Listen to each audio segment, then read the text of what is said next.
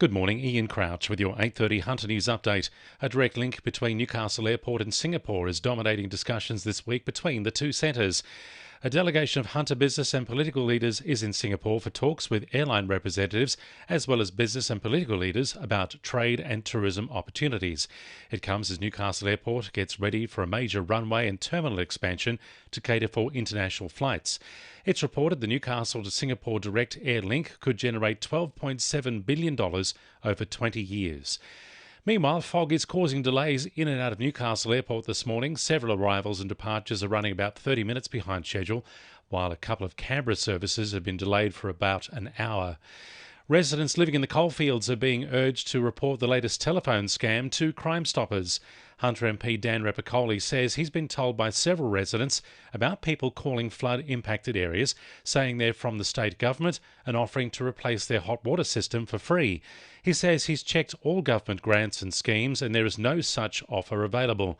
Dan Repicoli says it appears to be a scam aimed at getting people to disclose their personal details over the phone. A University of Newcastle researcher has been awarded an Asthma Australia Fellowship to develop a new decision-making toolkit for physicians and patients. It's hoped the study will help clinicians personalise treatment for sufferers with different symptoms and improve outcomes across the board.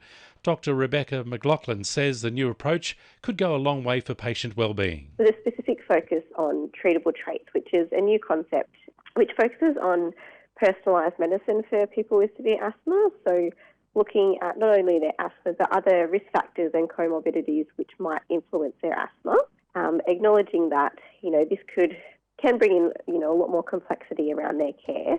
Maitland is paying tribute to the efforts of SES staff and volunteers during the recent floods this week. Morpeth Bridge will be lit up in orange from tonight until Sunday night. Mayor Philip Penfold says it's a way of saying thanks to the SES members for their tireless efforts, including some who even travelled from interstate to lend a hand. Hunter theatre lovers are being encouraged to apply for Lake Macquarie Council's One Act Play Festival. Scheduled for February next year, the event delivers theatre short one-act performances from emerging and experienced talent to perform their original works. Manager of Arts, Culture and Tourism, Jackie Hemsley, says she'd love to see the festival stick around. For Lake Macquarie, we're really committed to developing the creative arts and in particular live performance and live music.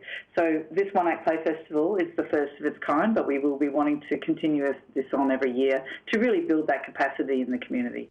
Applications for the event are now open and eligible for those 10 years and over and close on Friday, September 9. 2NURFM Sport. The Knights are facing more challenges as skipper and fullback Kalen Ponga, with some suggesting he be sidelined for the remainder of the season following his recent head knock. It's Ponga's third HIA in the space of 6 weeks after falling backwards following a hit from Roosters' Matthew Lodge in Friday's match. Knights coaching consultant Andrew Johns says allowing him to continue playing is not worth the risk. Professor Chris Levi, who's in Newcastle, he's the one leading the concussions pretty much in the NRL in Newcastle, so I know he's looking at Kalen, but I think that's it for the year. Let him have some time off because he's too important to the team. The Hunters' Dylan Gibbons is setting his sights on a 200th career win at Scone today. The 20-year-old grabbed a double victory in Gosford on Saturday, lifting his career total to almost 200.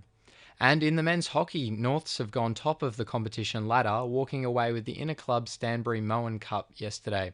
Norths defeated West 5-0 with all goals coming in the match's final 3 quarters.